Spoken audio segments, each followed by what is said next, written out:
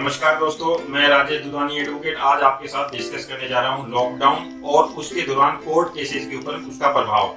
Friends, lockdown जो है ये एक अनएक्सपेक्टेड, अनप्रेसिडेंटेड एक ऐसी स्थिति है, यानी ऐसी सिचुएशन है जिसकी किसी को भी इमेजिनेशन नहीं थी। फ्रेंड्स, ये कोरोना के दौरान में जो लॉकडाउन हुआ है ये वर्ल्ड वाइड, जिसको कहते हैं पैंडेमिक, वर्ल्ड वाइड पैंडेमिक होने के कारण जो है ये लॉकडाउन होने की स्थिति आई। दोस्तों, मैं पेंडेमिक और एपिडेमिक का थोड़ा सा बताना चाहूंगा कि पेंडेमिक जो है वो अगर कोई भी महामारी वर्ल्ड वाइड होती है, यानी पूरे विश्व में अगर कोई बीमारी फैलती है तो वो पेंडेमिक कहलाएगी, और अगर सिर्फ और सिर्फ इंडिया में होती तो ये फिर एपिडेमिक की कैटेगरी में आती।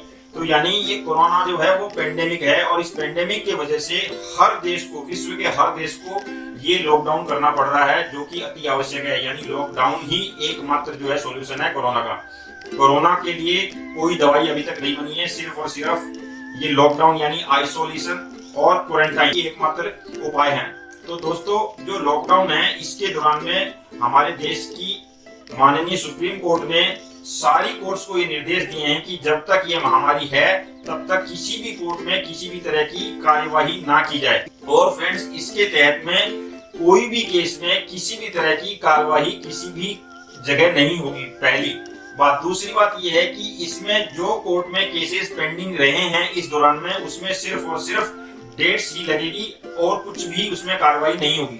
तीसरी बात, जो कोर्ट्स की डेट्स हैं उसमें सिर्फ नेक्स्ट डेट लगेगी, इसके अलावा उसके उसी स्टेज पर वो नेक्स्ट डेट लगेगी, उसमें किसी भी तरह की कोई एडवर्स ऑर्डर या फेवर का ऑर्डर उसमें नहीं किया जाएगा। चौथी बात यह है कि अगर मान लीजिए कोई क्रिमिनल केस है और उस क्रिमिनल केस में बेल की जो अवधि है वो खत्म हो रही है, मान लीजिए एंटीसिपेटरी मिली हुई थी या एंट्री मिली हुई थी, पेरोल की अवधि अगर खत्म हो रही है, तो आपको घबराने की कोई जरूरत नहीं है। आप अपने घर पे ही रहिए, आपके ऊपर में किसी भी तरह का कोई एक्शन नहीं होगा, क्योंकि इस दौरान में वो सुप्रीम कोर्ट ने स्पेसिफिक मेंशन कर रखा है कि घर पे ही रहना है, किसी भी कार्रवाई में कोई एडवर्स ऑर्डर नहीं होगा। तो यानी अगर आपकी अवधि खत्म भी हो चुकी है बेल की, एंट्री बेल की या पेरोल की, तो आप अपने घर पे रहें। जब भी कोर्ट खुलेंगे उसके बाद में आप अपने आप को कोर्ट के सामने सरेंडर करें और अपनी कार्रवाई चालू करवाएं। और सबसे बड़ी बात है, अगर मान लीजिए किसी के खिलाफ NBW जारी हो रखे हैं किसी भी क्रिमिनल केसेस में या 138 के केस में, और इस लॉकडाउन के दौरान अगर आपकी उसमें तारीख लग रही है तो आपको उसमें कतई आने की जरूरत नहीं है। वैसे भी आप आ नहीं सकते क्योंकि लॉकडाउन है, लेकिन फिर भी आपको घबराने की जरूरत नहीं है। इस दौरान अगर आप नहीं आते हैं आपके ऊपर कोई कार्रवाई नहीं होगी। और फ्रेंड, जो सबसे महत्वपूर्ण बात है जो कि आपके लिए भी जरूरी है वो ये है कि सुप्रीम कोर्ट ने, ऑनरेबल सुप्रीम कोर्ट ने 23/3/2020 को सुओ मोटो रिट के दौरान में ये ऑर्डर पास किया है कि 15/3/2020, डेट आप नोट कर लें, 15/3/2020, इस तारीख से लिमिटेशन जो है वो स्टॉप हो जाएगी। यानी लिमिटेशन का जो टाइमिंग है वो स्टॉप हो जाएगा। और कब तक स्टॉप हो जाएगा? Till further order.